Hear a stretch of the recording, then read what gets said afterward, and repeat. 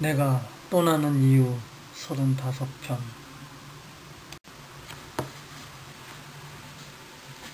22. 카푸치는 러시아 속담에 돈에는 독이 있다고, 돈에 관련하여 모든 일들은 문서로 정확하게 남겨놓아야 낭패를 보는 일이 없다는 것을 민사장을 통하여 새삼 깨닫게 된 것이다.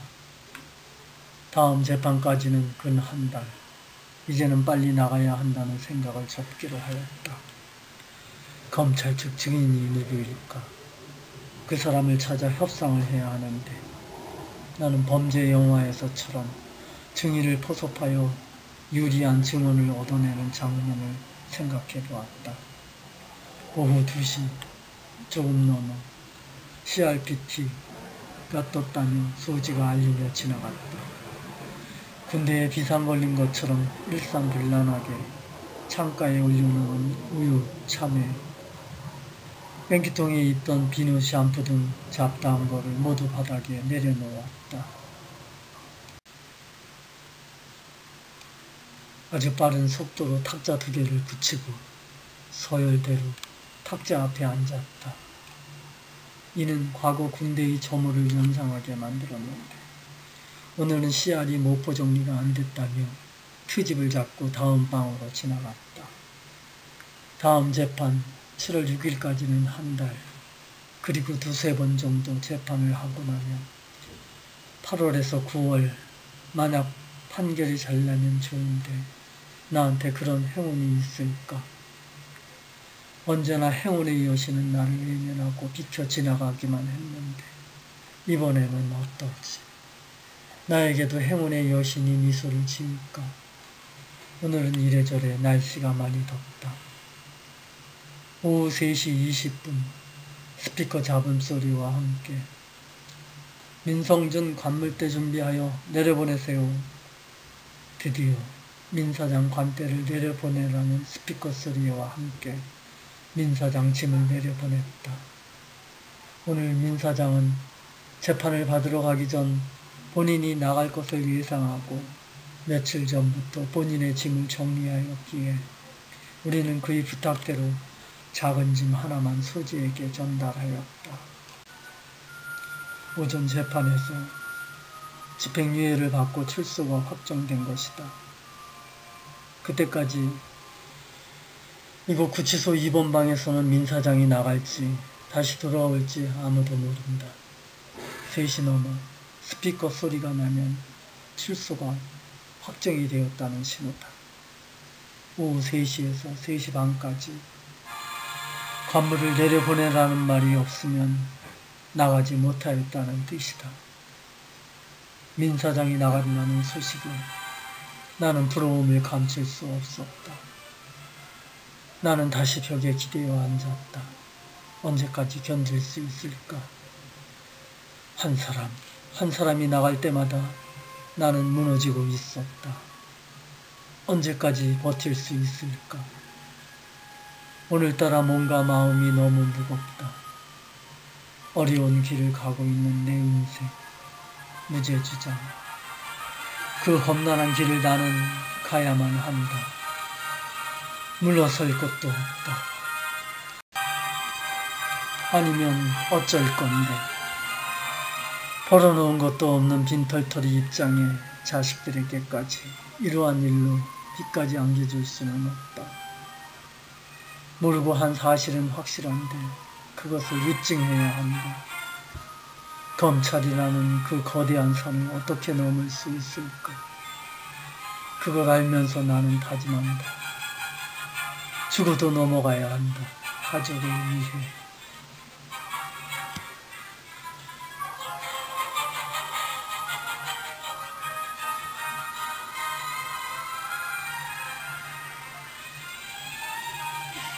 박진우 28살. 나와 같은 보이스피싱이다. 이곳 구치소에서 본 젊은이 중 가장 바른 청년이다. 아들보다 어리지만 말 한마디 한마디와 행동 하나하나가 바른 청년이다. 육군본부 헌병으로 제대한 지 얼마 되지 않아 알바를 시작한 게 그만 보이스피싱 전달책이었다. 나처럼 보이스피싱에 속아 그 조직에 연루되어 구속된 것이다. 이런 바른 청년이 어쩌다 보이스피싱에 얽혀 젊은 인생을 이곳에서 썩히게 되었는지 안타까울 뿐이었다. 엄마가 61년생이라며 조금 있으면 엄마 환갑인데 제가 여기 있습니다. 6월 9일 수요일. 사랑하는 당신에게. 어제 6월 8일 재판이 끝나고 불확실한 미래에 대해 조금은 힘들었지만 다시 용기를 내기로 했어. 내 인생에 있어 당신과 다시 한번 제2의 인생을 꽃피울 수 있을까? 지난 날을 생각하면 당신에게 미안한 것이 너무나 많았어. 내가 생각보다 속도 많이 좁은 사람이었던 것 같아. 여기서 만난 사람인데 건설 회사를 운영하고 있어. 건설을 하기 전 계산동에서 식당 하다가 식당 일이 어려워져 처형 소개로 빌라 짓는 일을 3년 전부터 시작했는데 잘 된다고 해. 근데 빌라 짓는 일을 알려준 처형이 고소를 해서 8천만 원에 겨우 합의 보고 며칠 후면 나간다고 하는데 그 후 본방으로 각자 헤어진 후 방이 달라서 나갔는지는 잘 모르겠어. 어느 20대 젊은 애는 벌써 절도가 23번째야. 28살 먹은 애는 온몸에 문신을 한 깡패이고 그 아들 면회를 다니는 엄마는 한두 번도 아니고 엄마 속이 썩어 문드러졌을 거야. 그 젊은 애는 엄마의 심정을 알고는 있지만 그 생활을 벗어나기가 힘든가 봐.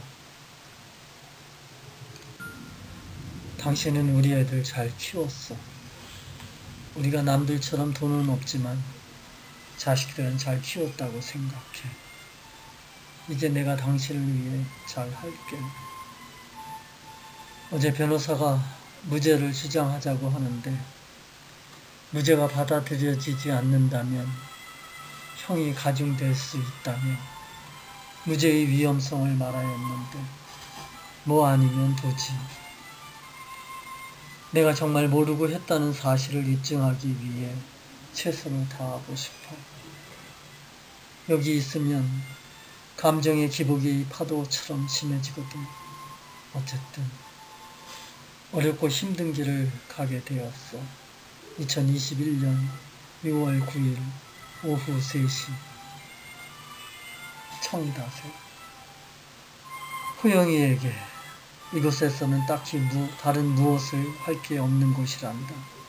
책을 읽고 싶지만 마음이 불안정하여 눈에 들어오질 않는단다.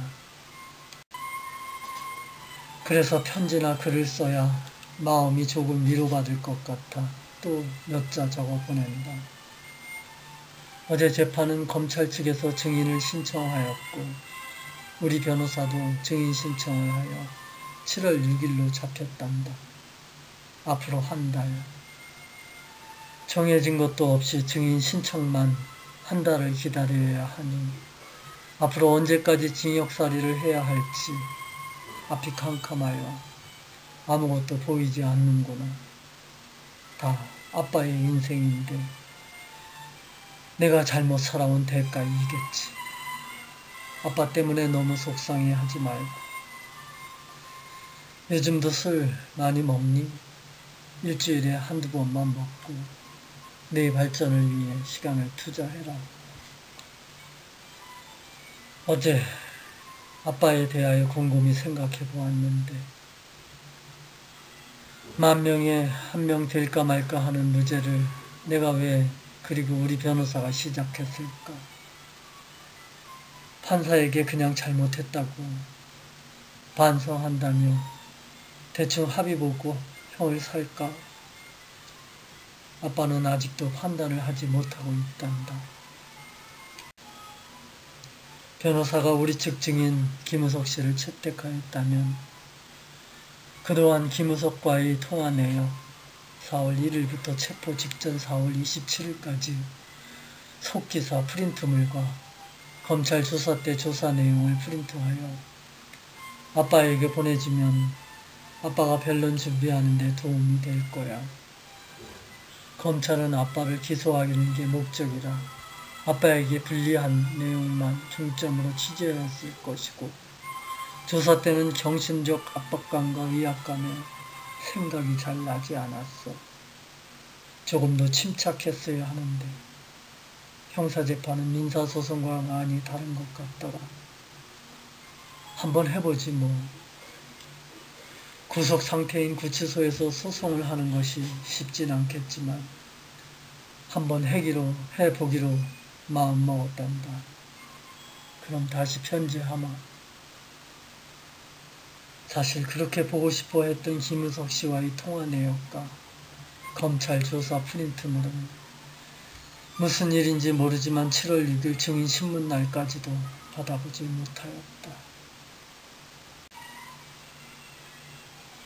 이 프린트 자료를 기다리는 한 달은 100년보다 더 길고 답답한 기간이었다. 오늘 매일경제신문은 65세에서 69세 절반, 생계 위의 일해 라는 타이틀로 은퇴 후 힘든 삶을 조명하였다. 공무원이나 직장인은 열심히 일하여 정년연금을 받을 기회가 있지만 나처럼 열심히 일하였지만 실패한 사업가나 자영업자는 사회 제도로부터 보호받기 힘들다. 그들은 누구보다 세금에 불평 불만 없이 이 사회에 공헌한 사람인데 실패한 자들은 연금도 없고 아프거나 위기가 오면 죽음만이 답이다. 사업을 하는 사람은 무슨 수를 써서라도 성공을 해야 한다. 그렇지 않으면 거지상거지에다가 모두들로부터 외면받는다. 잠시 후 오후 3시는 빨래를 찾는 시간이라 때맞춰 철문이 열렸다. 저 빨래 가지러 가요. 빨래 찾으러 간다며 나가는 호길이에게 그림 사기범 빡빡이가 어디 가냐? 알면서 묻는다. 아메리카노 사러 가요. 그럼 난 카푸치노. 무더운 날씨에 이렇게라도 웃으려고 노력하는 이번방 사람들. 그 사람들이 뿜어내는 열기는 한여름보다 더 무더워 정말 견디기 힘들 정도였다.